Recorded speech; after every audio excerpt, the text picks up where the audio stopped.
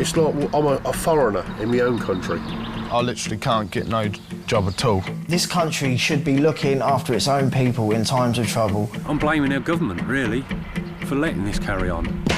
In the last 10 years, more than 2.5 million foreigners have made Britain their home. These people are not coming for 6 weeks.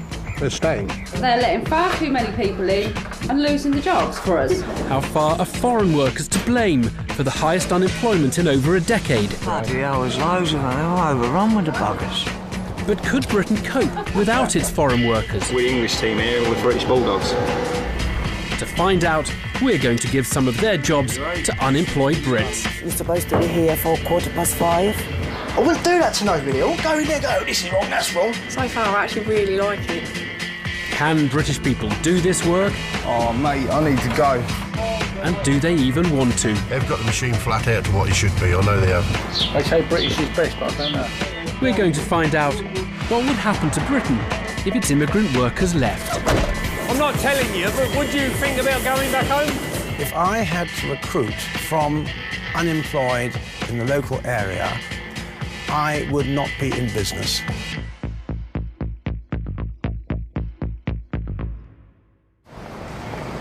It's been an extraordinary period of change in the UK, especially over the last 6 years, since 8 former Eastern Bloc countries joined the EU.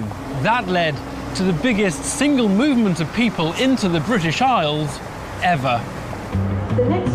Then recession hit. Fewer British people are in work, but with over 3.5 million foreigners employed here, they've been accused of stealing British jobs.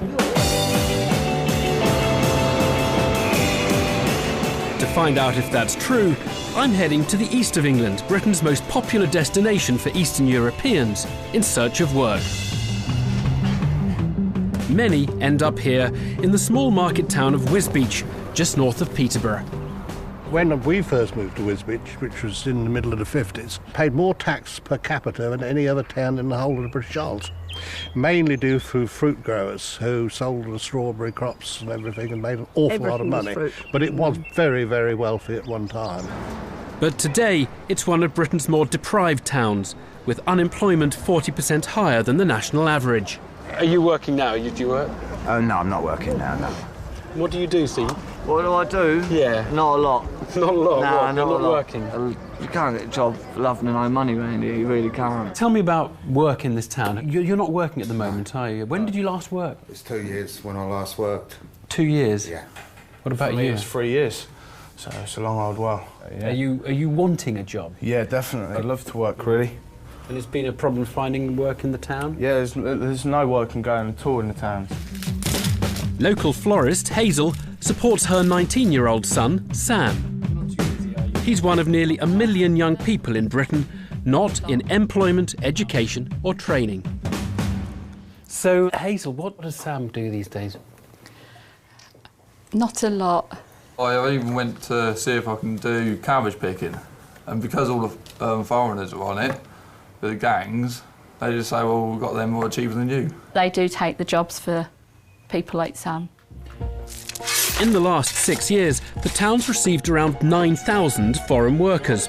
They come and go, but at least 3,000 are in town at any one time. Everybody is happy, yeah, because we can make good money. But 3,000 locals are unemployed and earning nothing at all, and many of them blame the migrants. They can't get work in their country, so they're coming here and taking our jobs away. Work-wise, there's no work at all in my field. The government have just pushed the English person to one side. Well, to investigate these claims, we're planning an experiment. We're going to take some migrant workers out of their jobs and put the local unemployed in their place. It's only for a day or two, but it is what a lot of people have called for. British jobs for British workers. So let's see if the British have what it takes to do them. First, we need to find local employers willing to give unemployed Brits a chance. The town's main industries are agriculture and food processing, and potato factory Greenvale is one of the biggest employers. But 2/3 of its workforce is migrant. If I go back 10 years ago, we would say probably 90% of the staff would be local around this region, local villages, local towns. The late 90s, we were just finding that applicants were running dry. I wonder why British people, kind of their interest tailed off a decade ago. Why would that happen? There were many jobs around this region, many non-skilled jobs. And I think when you look at a potato factory, it probably isn't the first choice of where many of the locals want to come and work. And that gave an opening, I believe, to the Portuguese coming over here and the Polish and the Lithuanians. I just want to be absolutely sure I've got this right. You definitely think the applications for the jobs tailed off before the foreign worker rate started rising? Yes, there was. Where the British workers are, I don't know, but they're not applying for jobs. It's a similar story in the fields on farms like Victor's. Victor, hello. Lovely to meet you. His asparagus crop used to be picked by Brits, but now he gets his labour from Eastern Europe. Have you thought about trying to recruit local people, unemployed people, for example? I don't think people want to take, someone on the dole wants to take a job outside every day, 7 days a week, jolly hard work, for what is reasonable money. I like to see them earning about £10 an hour. We start Monday fresh, I'll get the materials in. Yes, okay. You decide what. Even Colin, the British builder and landlord, swears by labour from Lithuania. Put it this way, if they all went home tomorrow, this area would collapse. There'd be no one to do the work. It's all right people saying they're taking their jobs, but there's no one here to take the jobs out. Despite their reservations, these employers have agreed to give unemployed Brits a go. Now, we're going to put some British workers onto your line, aren't we? Yes. What are you expecting? If they're hungry for work and have the right attitude for the work, then I'm sure they'll get on fine. Okay, you're not against having a local worker? No, I'm not against anyone who puts his back into it. You'll probably pick some wonderful people who'll show me I'm absolutely wrong in what I've been saying, but I shall be somewhat surprised. Now, we need a dozen people who are signed on with the job centre, willing to work and suitable for the jobs we've created. We advertise and drop flyers all over town. After a month of recruitment, we've spoken to hundreds of local unemployed. Some aren't suitable because they have health issues or serious criminal records. Others are worried that working could affect their benefit claims. But among the rest, we've managed to find 12 suitable recruits. Unemployed labourers, tradesmen, and people with factory and field experience. Hours don't worry me, hard work doesn't worry me. Brilliant feeling that I've got a few days' work coming. If I can provide for my family, then I'll be more than happy to do anything, you know.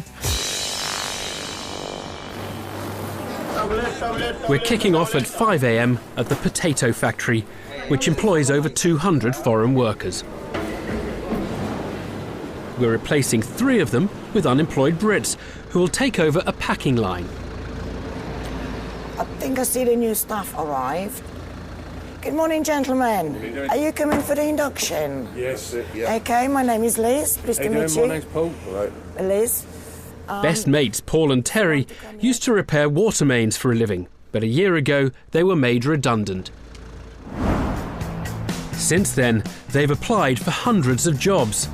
Applied for a job as a site manager, London, nothing back. Same day, site agent for a job for an agency, no call back. And it's the same every time you do something. It makes me feel so sick. How many 6s go into 15? 2. There you go then. To improve his chances, single dad Paul's taking a course in maths with the help of his 11-year-old daughter. How many 3s go into 12? 4. 4. It's just something extra to add to an employer. You know, this is what I've done for the last sort of 9 months of being out of work. You know, I'm not the one for sitting about. I like to keep on the go. Do you make table? Okay. Yeah? I get up in the morning, I know what the old day's going to be. Stuck on the laptop looking for jobs. With a wife and 3 sons to support, 44-year-old Terry's also desperate for work. You ring round even for factory jobs around this area and you cannot get them. Even on minimum wage, you cannot get them because you're either overqualified in what you're doing or They're just full of like people from other countries what are doing the jobs. Don't pay the mortgage, then we're not going to have a roof over our heads. Terry's worked all his life and he's not one of these scroungers that wants to sit on his backside every day, 7 days a week and do nothing. He wants to be out there earning some money to bring his family up.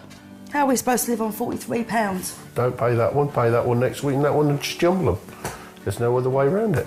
I mean, at the moment we're in the process of possibly losing our home and I ain't got a clue where my kids are going to live. But we can only do what we can do at the end of the day. You can't help it, I can't help it. The message you want to get across is that British can do a job just as well as anybody, as any foreigner. Terry and Paul will be joined on the potato line by 26-year-old Lewis. He lives with his parents and has been mostly unemployed for 5 years. Because he claims £60 a week in benefits, he's obliged to look for work. I'm generally going on the internet and then I look on the job points that they have in the job centre. Lewis is one of over 600,000 long-term unemployed across Britain. Perhaps this factory tryout could be a first step to him getting off the dole. If I was in work, I would work to my fullest, regardless of what the job is. And I could work as hard as anyone that's already working there. Is the one to come yet? Is it supposed to be 3 of you? Paul and Terry are first to arrive, 30 minutes late. You're supposed to be here for 5:15. My little old boy was up all last night, my fault that is.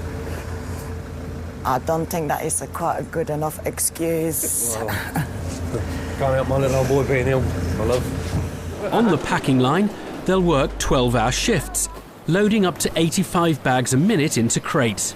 But the job requires 3 people, and there's no sign of Lewis.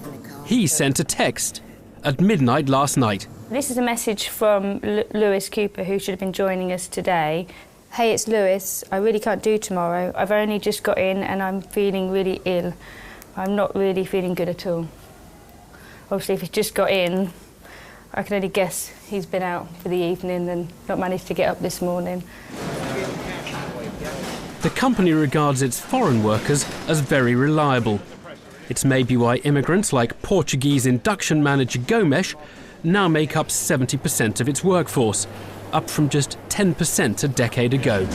Because if you not do that, when you cut in, the field will be very different out. Are you okay? Do you want I can't understand.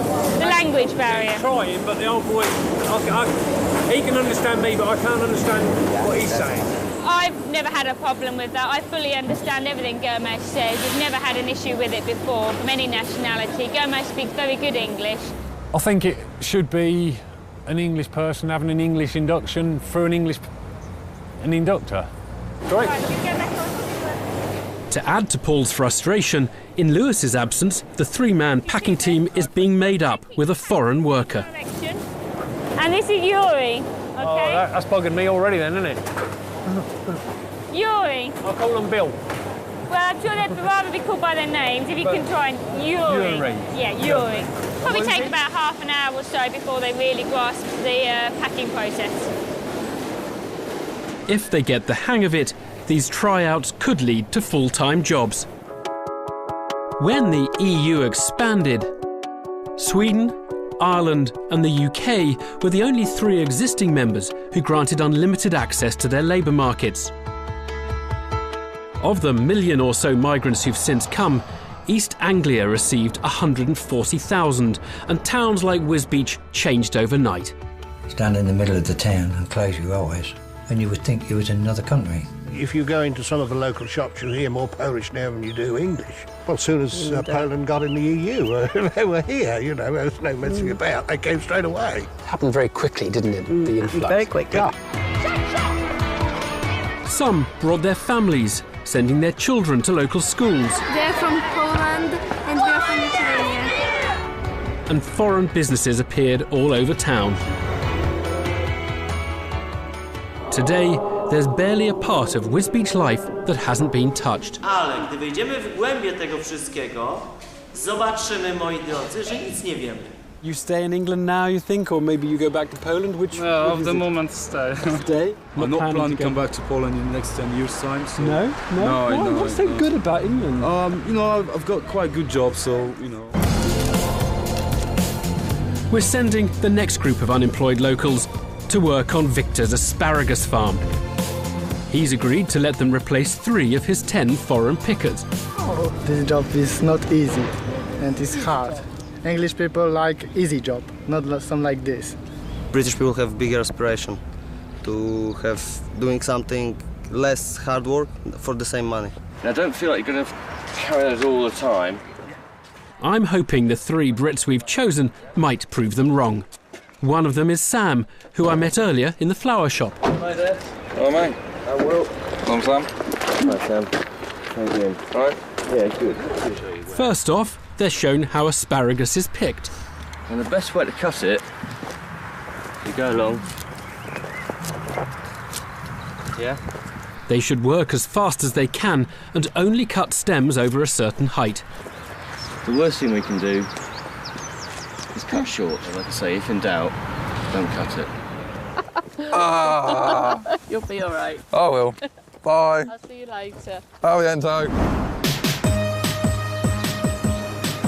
Sam's been living on benefits of £40 a week since leaving college. If I could get myself a job, I'd be over the moon. My mum would be over the moon, definitely. Then I can help start paying bills, board and that too. So my mum has a little bit of extra money so she can go out with her friends and that.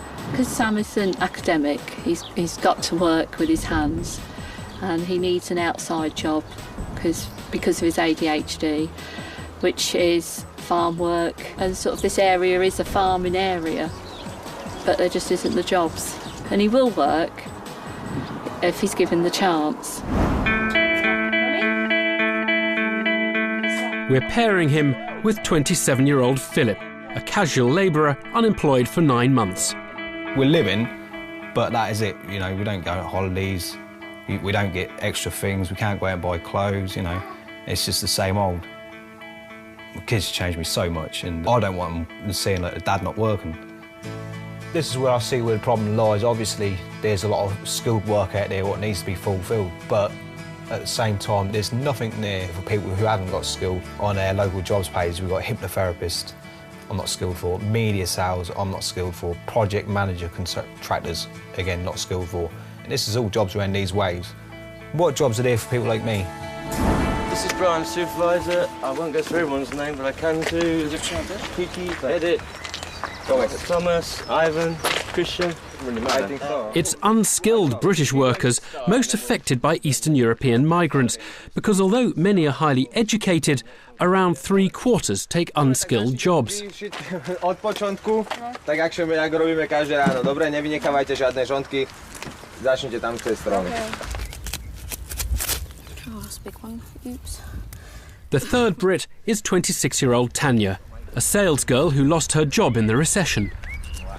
It's a nice feeling that I'm actually going to be earning some pennies instead of having money off the government. For every kilo picked, they'll earn 38 pence. This Pole once earned £176 in a single day by picking half a tonne. Not stop, not speaking. With one tempo, it's better. Jesus, how already up the bloody end. At the end of their tryout, Farmer Victor will reveal how much they've each picked. If they want to impress, they better hit the ground running. Don't say to me, well, they're new to it, therefore they can't do it. We have Eastern Europeans who've never done it before. Within 4 hours, they're keeping up with the rest. Right. 3 or 4 hours and bingo. So that's the test we have to apply, really, isn't it? I said 3 or 4, it's probably less than that.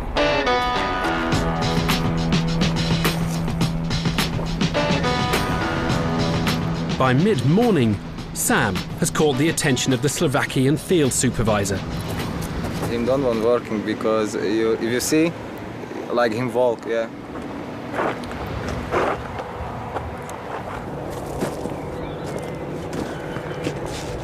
He's now a little bit problem because him leave many on the field, what is good. We got confused. And yeah, now this guy going one more time to do this road, and look, this is everything what is good, asparagus. There, if you don't make this field good, somebody must go again one more time. Yep. Thank you. Anybody, bring anybody out here, they ain't just going to come up here and, you know, they ain't going to speed through here, are they? You know, Formula 1 driver's been driving for, like, you know, 2 years. You get another Formula 1 driver who's only just been started, he's not going to be as quick. He's not going to be as quick. I'm just going to stay in a steady pace and get through the field. Yeah. With only a couple of days' work, I'm hoping they'll make a go of it.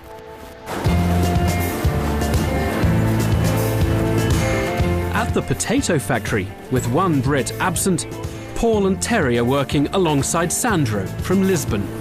Haven't you got this sort of work in Portugal? Not, you know, no. You've not got this factory work, no? Would you feel, say, we come over your country to work, there was, say, 30 million of you out of work, but 80 million of us in your work. How would you feel? Yeah, I think it's a little not fair. Yeah. I'm not telling you, but would you think about going back home? Or would you rather stay here? I think, but not the moment. The moment I want to stay here.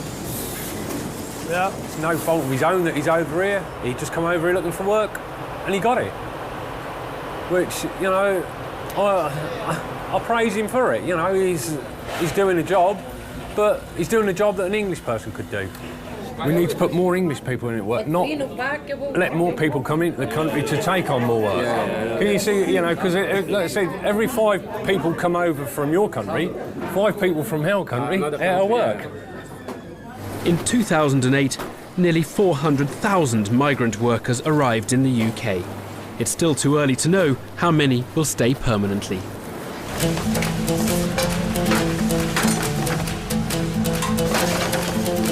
But immigration is nothing new. One of the biggest waves began in the 50s with Indians and later Bangladeshis. Ali started the town's first Indian restaurant 28 years ago. As far as I'm concerned, I'm British because I've lived here most of my life. I think I have contributed a great deal to this society.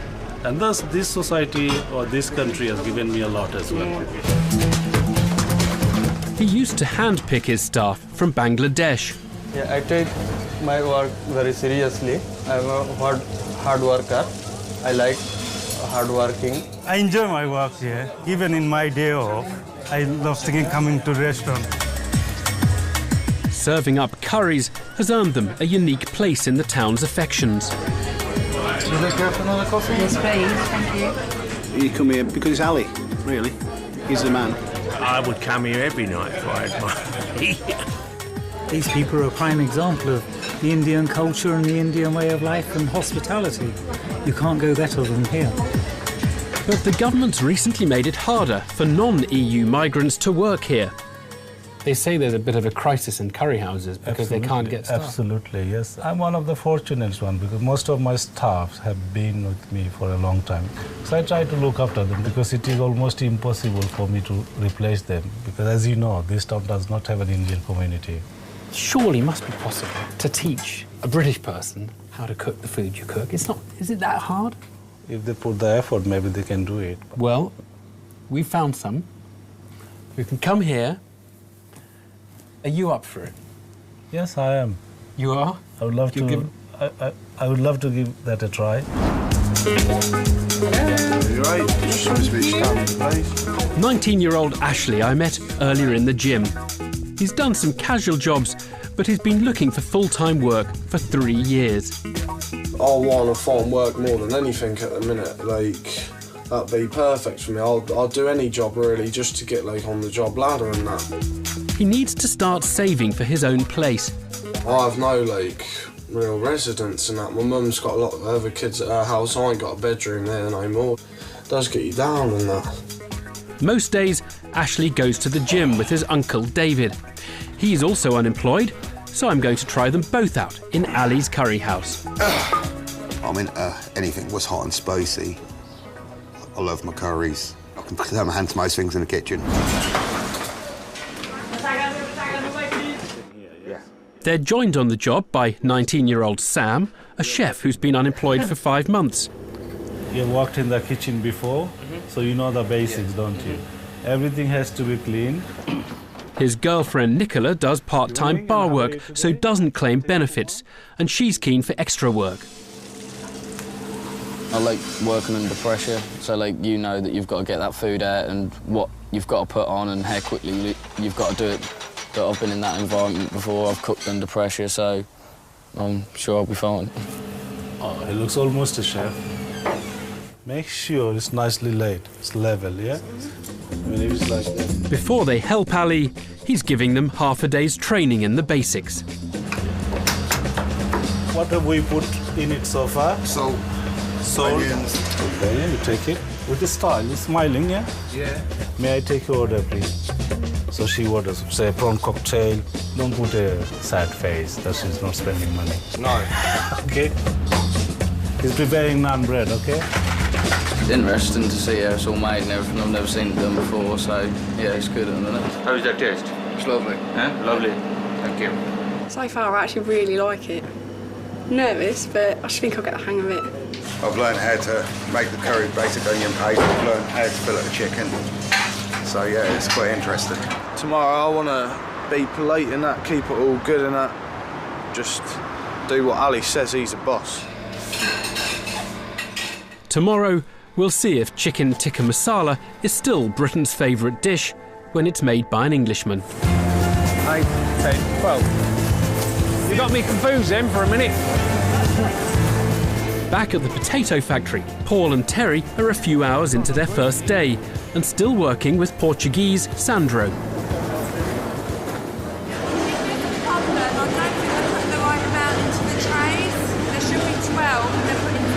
Someone miscounted. It'll be the new boys get the blame. You think it's funny? We've just lost, I mean, how long was that? So for an hour's production, we've now got to bring all that back. We can't risk it going out like that. So it's crucial that you get the correct counts in them trays, OK? Yeah, but it's not just us two working there as well, is it? Right, there is a third person, but we didn't have a one count before you came on there. The mistake means over 100 crates will have to be recounted. It's just a mishap that happened. I don't know who done it. I need you to understand the seriousness of it, all right? It's not. It might seem funny, sorry, but it's not, because we've got to get these orders out. Well, if it continued like that, we would have to review. Yeah. We're getting the finger pointed at us, obviously, because we're the new boys. So like I said, at the end of the day, you know, there's 3 of us on the line. Can't just point the finger at 2 of us and ignore one. And she said, well, it's never happened before. Well, probably ain't happened before, but we all have bad days, don't we? You know, we all have a day where we can't count. Yeah. Oh, thank you. They are having some difficulty in managing to keep up. We've actually slowed the line down today to compensate. So to be fair, they are new to the role, so it's understandable. Do you think they're going to make it? Early days. I have That's a very polite answer. I wouldn't say they're enjoying it, but I would say they're definitely trying. Paul, how you doing? Good to see you. Terry, struggling a bit, Terry? Wasn't struggling as such, but it's the pace you're trying to keep up in there. Yeah. It's unreal. I think grinding, isn't it? They've got the machine flat out to what it should be. I know they have. Paul, well, I would say the thing is, I'd like to be here 2 days before we come here, just to see how they worked it before we got here. Because I reckon that don't work that fast. I mean, I've been on piecework digging holes in the road and fitting water mains up at an £800 a day, and I've worked a lot less than that. Do you think you're going to make it for the 2 days? Well, we'll give it a go. We'll give it a go. We'll give it a go. Go on, this job. See if you can make it work. These days, if you employ a builder, there's a good chance he's Eastern European, and not necessarily Polish. It's not in Lithuanian, it's not to the millimetre this time.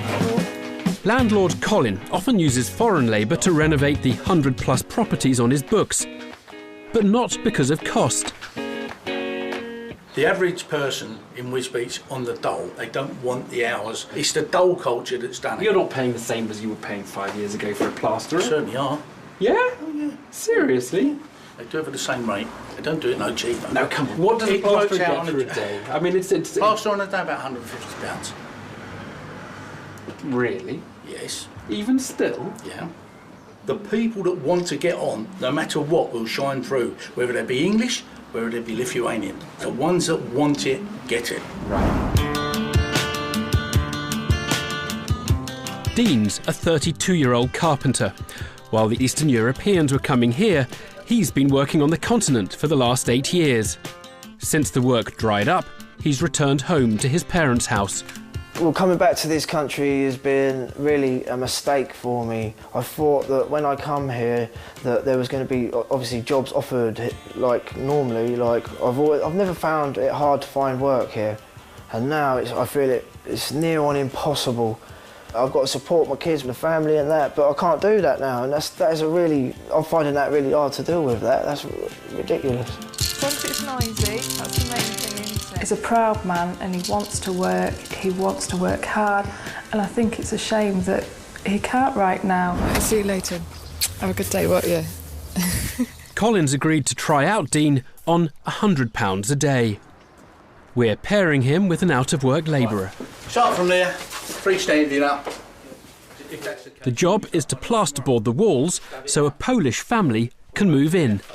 Hopefully you'll get to the end and across the front window today. OK, mate. Eastern Europeans work hard. Their mentality is don't waste nothing. People that have got nothing will work for anything, and they will do all the jobs that we don't want to do because they're coming from a third world country, which is my argument, is why they're letting them join the EU, a third world country join the EU. You know they're going to come over and bleed all the other countries dry. That's my argument. Despite migrants working so hard in the town, many locals share the view that they're draining resources. You used to be able to go to a doctor and see a doctor the same day. Now you have to wait 10 days to get an appointment. All the schools are packed out with children. I think they are a drain at the moment because actually now it seems as though there is more immigrants than what there are the local people. I just think they're just taking and they've got nothing to put in the pot. But what is the impact on the town's public services, and are people right to worry? Now this is an interesting local school, the Neen School.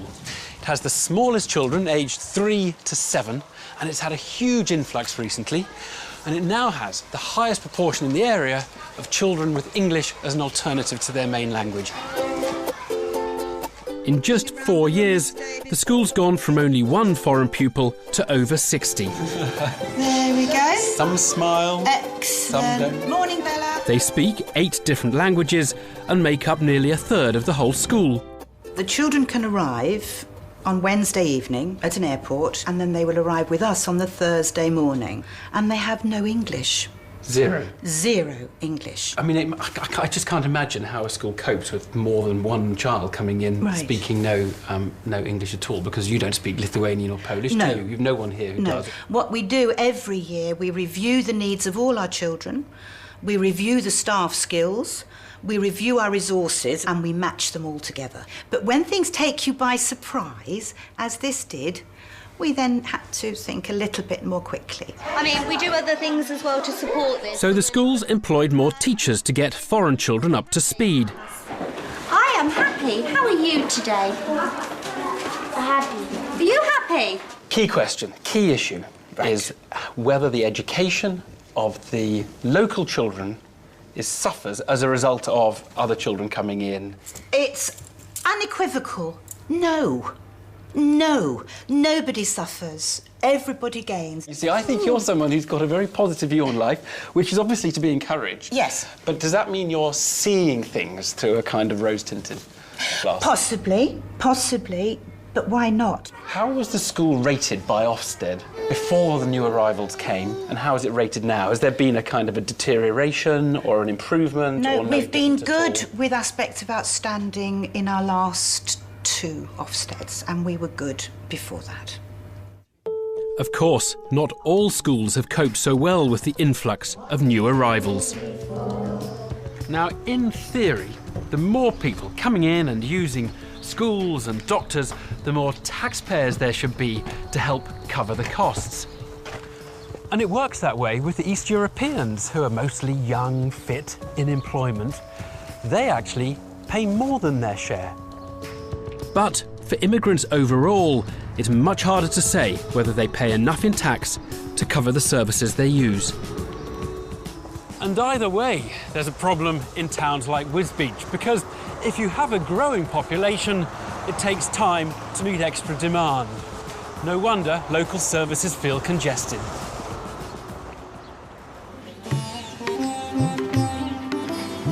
Over at the curry house, Ali has stood down his Bangladeshi staff. Yesterday, he trained their 4 British replacements: Ashley, his uncle David, and Sam, and his girlfriend Nicola. So far, I actually really like it. They're due to start work today, but first thing this morning, we were informed that half the team won't be coming in. Hi, Nicola. Hello. This is Ali here from the Alishan. Yeah, both me and Sam, we think we've got food poisoning. Oh, I see. But he being sick, I mean, we're really disappointed that we can't come in. I'm very sorry to hear that. Sorry for letting you down. Well, I shall have to find somebody else now. They later provided a doctor's sick note, but with only 2 Brits left, there's more bad news. Hi Ali, Dave's not here today because his girlfriend's ill, mate. She's really ill, she's had to go to hospital, so... Ashley, get changed. Yeah, I've got my uniform, so... Yeah, because others are not here, so you have to work harder. Yeah, I'm not been working. Okay, let's get going then, yeah? All right, mate, no worries. I'm very sorry to hear that he has decided not to come. Maybe it's a genuine case, but it's how things are. It's lucky Ali kept his kitchen staff on standby. Ashley's left with the near impossible task of looking after front of house alone. I'm attempting to put on a tie, so I'll look a bit smart. I don't know how to do it. No, that's wrong, innit? I don't know how to put on a tie. Look at me, I'm so uneducated. This is what you get for living in Wisbech.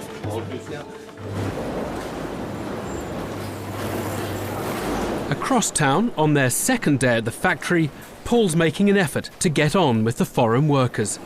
You've been working here long? 5 years. 5 years. 5 years here. But he's still angry that Lewis, the 3rd Brit who was due to start with them yesterday, didn't show up. I feel it's let us down because we're trying to prove that the Englishmen can do the same work as what the foreigners are doing. So, you know, that's made it look as though we are what people think we are, not willing to get out of bed and do this. 26-year-old Lewis has been unemployed and claiming benefits for 5 years. I won't do a job if I don't think it's interesting. I tend to kind of shy away from it. I feel a little bit pressurised to get a job, but it's not to the point where I can just take any job that comes. So I think I've got a little bit of lenience there. Having missed yesterday's training, it's too late for him to start work now, but we've asked him to explain his no-show. Hi, stranger. What happened to you yesterday? Oh, I've been so ill.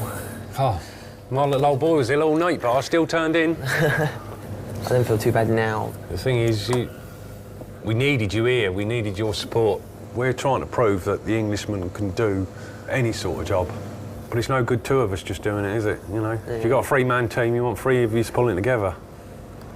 If there's a job here, let's go out and do it. We can do it. We can do it as good as anybody. And that's what you've got. You didn't want to do it, you just said no, straight away, no, I ain't doing that. You let yourself down. You know, I don't know you from Adam, but you don't want to, surely you don't want to stay unemployed for the rest of your life. No, I don't. For Lewis, it's an opportunity wasted. Hi, Eva. It's nice to meet you at last. Yeah, and you? How are you? I'm not too bad today. It's just a real shame that you didn't make it in for whatever reason. You know, you need to, you know, reflect on that you've missed an opportunity here to come and see what it is like, and you perhaps would have found that you actually enjoyed it and wanted to put an application in. We would have more than considered you for a job at Greenville. How do you feel about that, you know? I feel quite bad. I feel like I let them down. I made it harder on them. I let you guys down. Probably should have made more of an effort and not really let the whole fact that I felt ill sort of overshadow it. As Lewis heads back to life on the dole, I check out the local job centre to see what's available. Well, let's have a look at the latest local jobs. Yeah, variety driving instructor, van driver for a florist. There's a labourer job. If you're looking for the unskilled ones, there's a production operative. That's a factory job. That's a permanent job. A cleaning job in Wisbech at £5.80 an hour. A permanent job at a local employer. So there is entry-level work out there. But perhaps employers see highly motivated foreign workers as the preferable labour choice. Now, some might say that the ability to just fly in or ship in immigrant workers has made employers like yourself perhaps a little bit lazy about trying to coax and train and motivate and pay local workers to get these jobs. What you're saying is, can I get someone who doesn't want to work just slightly harder by offering them a very attractive pay rate? Exactly. Now, I don't think that is right. My supermarket customers, certainly, if I put up the wages to something stupid, in other words, the end product has got double in price, they would turn around and say, oh, come off it, you're joking, Victor. We can get it cheaper than that down the road. We can get cheaper anywhere. Yesterday wasn't too bad, really. I mean, had a little bit of a sore back, but today I am feeling it today, I'm not going to lie. This morning I felt like a cripple on my back. I was like, ugh. As the Brits start their second day on the farm, it's their last chance to prove they're as good as Victor's migrants. I'll give them their dues, they're good workers. And if I had a farm, I'd have them working on my farm any day. Give them 10 out of 10. I've got to give myself 4.5. Hopefully by the end of the day it should chew up to 6.5. And if I was working there, I'd say if I was working there from a Monday to Thursday, I reckon, Wednesday, Thursday time, I reckon I would have cracked it and we'd be keeping up with them. But the field supervisor's running out of patience. I don't know how to explain to you, but please really cut everything what is good, what is this size. You can't be angry. No, I'm trying my best, but you it's know, not over good enough for nobody, so... You go now with me. I show you how many you live there. If we're working, we must cutting everything. What is good, what is this size minimum, must be cutting. This is everything about you, yeah? If you won't make money, you will do normal. You will working normal, yeah? If you don't make money, I don't need something people like you. I'm going for a break. You need to calm down.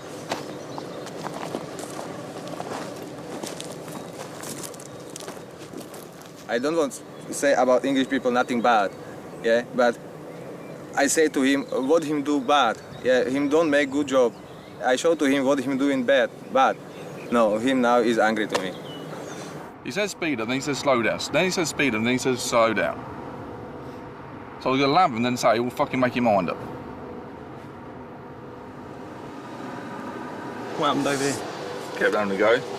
I got mad, I was either going to lamp him or go and calm down. I'll give you a bit of advice, yeah? When I was your age, I was like the same thing, yeah? You know, a few years ago, people would say something to me, I'll be like, fucking, you know, that's not on, you don't tell me what to do. At the end of the day, he's the boss. Yeah. Right, all I'm going to say is, yeah, if I was your age, going back then, and I didn't do that, I'd probably be in a full-time job right now. Yeah. And I'd probably be like manager or something, you know? You don't know, do you? Yeah. At the end of the day, mate, we're the English team here, we're fucking British Bulldogs. We got to do it, we got to beat them somewhere. We'll come back later on tonight and we'll get practicing. Yeah. We'll show them how it's done.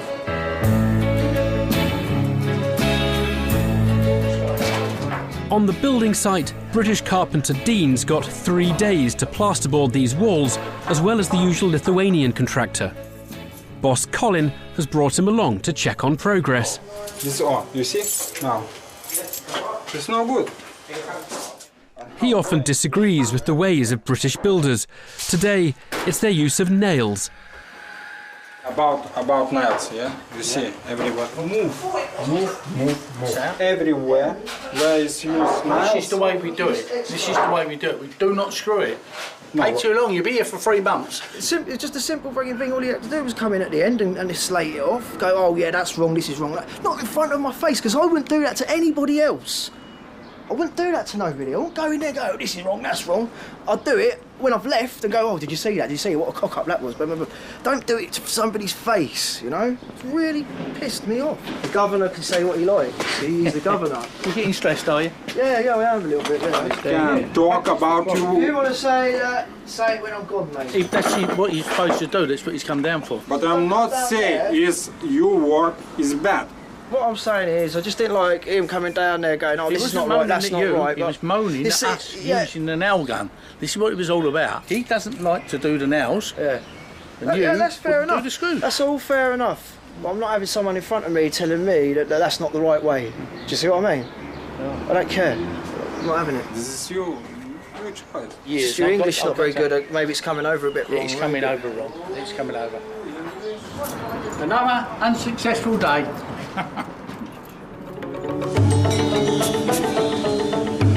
At the curry house, Ali's expecting his regulars for lunch. You better get started, my friend. Yeah. Even though the other 3 Brits couldn't make it, Ashley's determined to give the job a go. I'm surprised that I'm the only one here today, but that's the way it works sometimes. The first customers arrive on the dot of noon. Good evening. Hello. How are you? Very good. Under pressure. Good evening. How are you? Good afternoon, I mean, sorry. Table for 2, or? No, we'll join this. Join these.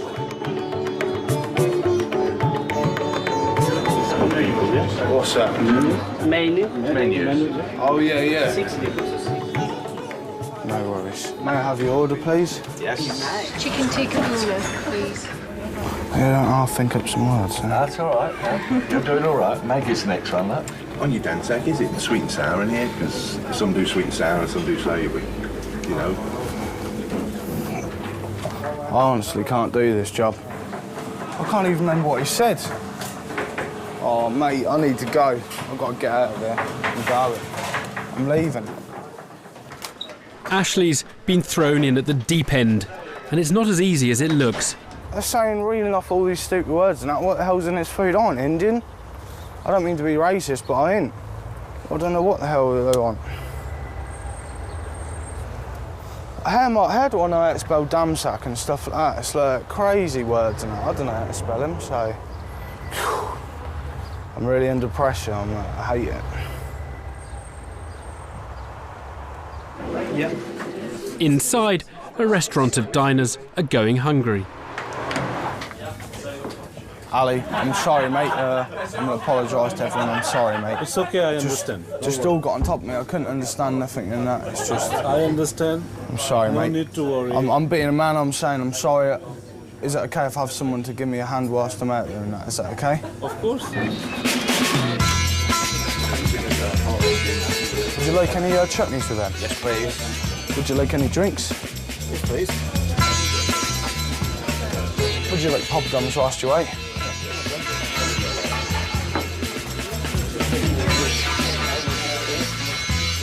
Menus. All's going well, but there is a lot to remember. Table number 2. Yeah, number 2. Yeah. No. Not that one, no. I can't. I don't understand, mate. Melted chicken, yeah? Which one? I don't know which one it is, mate, do I? This one, yeah?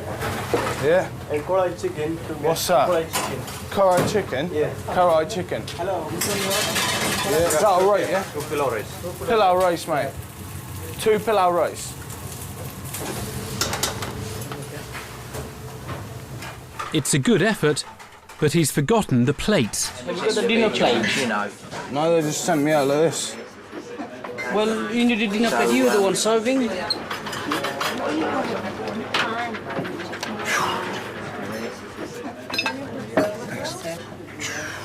I'm steaming. Absolutely steaming. I need 5 minutes. I'm going to explode, I tell you.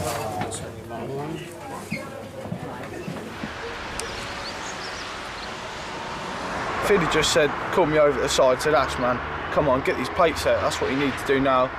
It'd all been alright, but he's just got shirty for no reason, so I didn't really want it. I don't want it today. It's hard. It's definitely hard work. Waiting, whatever. It's a lot harder work than what people think, I really think. It's all got too much. Halfway through lunch, he's decided the job's not for him.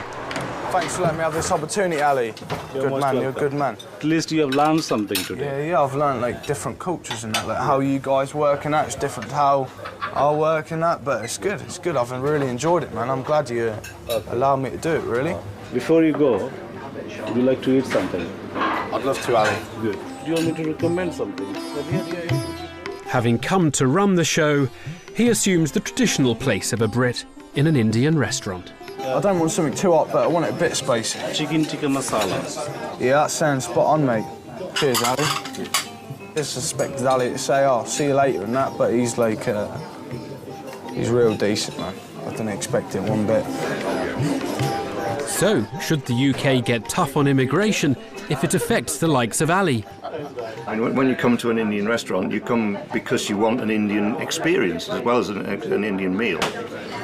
They understand the background, don't they? They understand the background of the dishes and, you know, and the country. And I do think that makes an important part of coming into an Indian restaurant. It would be a shame if they were excluded from working or from coming and working in this country. Nice to meet you. Cheers, mate. I'm not totally disappointed. At least one of our staff did turn up on time. He worked very hard. At least he has tried. But I do not think an Englishman can do the job as good as an Indian can. This is my conclusion. After 2 days on the farm, the Brits' work there is over. Victor's come to pass judgment on British productivity versus Eastern European. Phil, hello, Phil. I'm Victor. Good. Tanya. Hello. Nice to meet you. Sam. Hello. Day one was a short 6-hour day. The pickers are paid per kilo, and on average the migrants each picked 120 kilograms. The average for everyone working in the field yesterday, the average pay was $44.74. $44.74. Have the Brits earned as much? Tanya, you earned yourself £24.32. Oh, yeah, I thought it'd be about that. Phil, you cut 55 kilograms and earned yourself £20.90. And Sam, you cut 33 kilograms of asparagus and earned yourself £12.54. On average, they've only picked enough to earn £3.20 an hour, well under half the migrants. Victor must now top up their pay to minimum wage, an extra cost of nearly £50.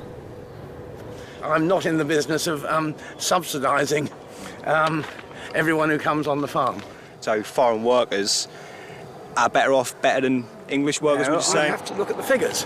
Actually, I know you're here for business and you got to make money yourself. We have only a 6-week season. I've got to have someone who comes here and is immediately, within a day, earning their money.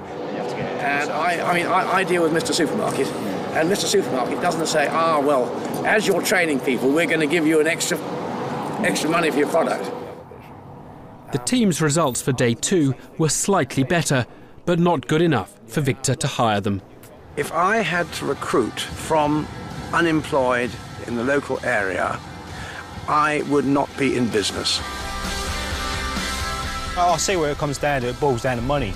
But, you know, should there be more work for like the younger generation and the people who ain't got qualifications come and do this sort of thing? You know, it gives them a foundation. It might take him a week longer. I'm sure he's not going to lose out much money on that. And cheers for letting us work here anyway. Yeah. It was good.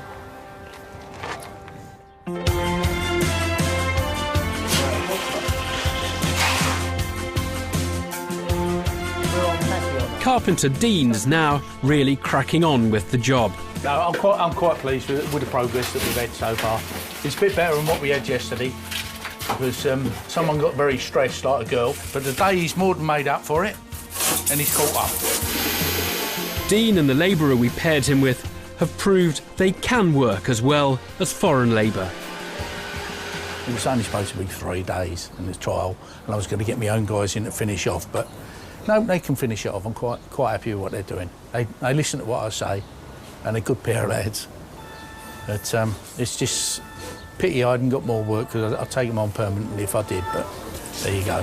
He's happy with the work, and he's offered to keep me on for the rest, to finish the job for the duration, so yeah, good news. It's better than being sit at home doing nothing, you know. I want to be out and I want to be earning money, so yeah, it's good to be here and working. Lovely. Yeah, that'll be fine, cool. Yeah. Dean was kept on for 2 weeks to finish the job. He's since moved away from the area.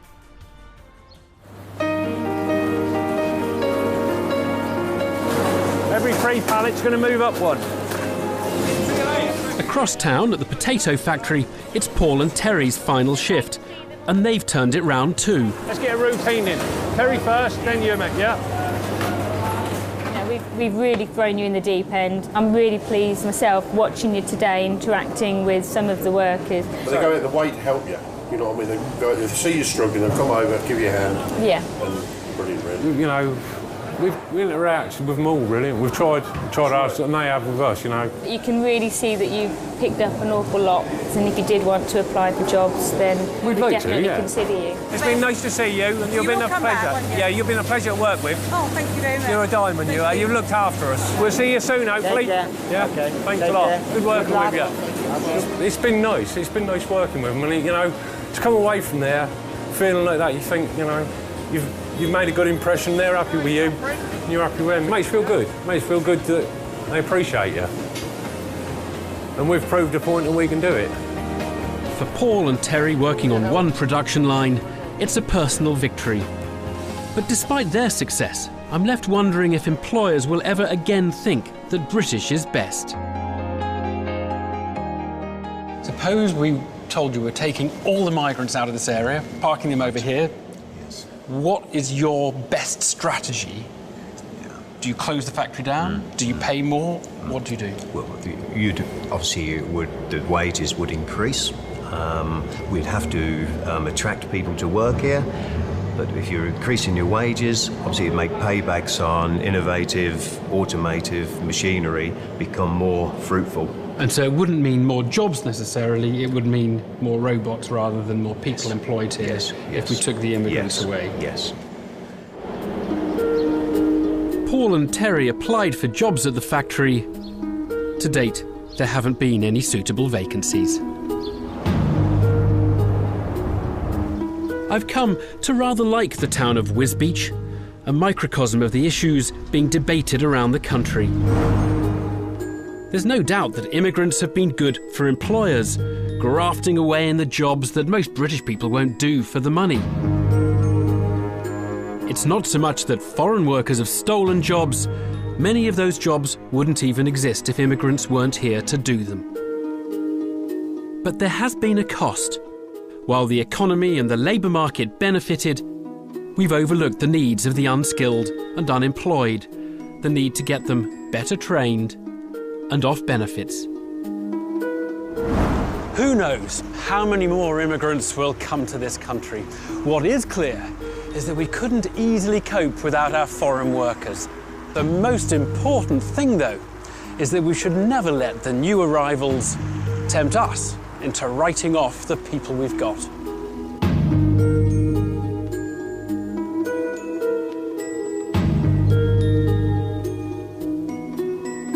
Some of the issues raised in this programme with the Immigration Minister and two of the people who featured in the Wisbech experiment. Damages Tonight sees the return of the US legal drama here on BBC One Wales at 10:45.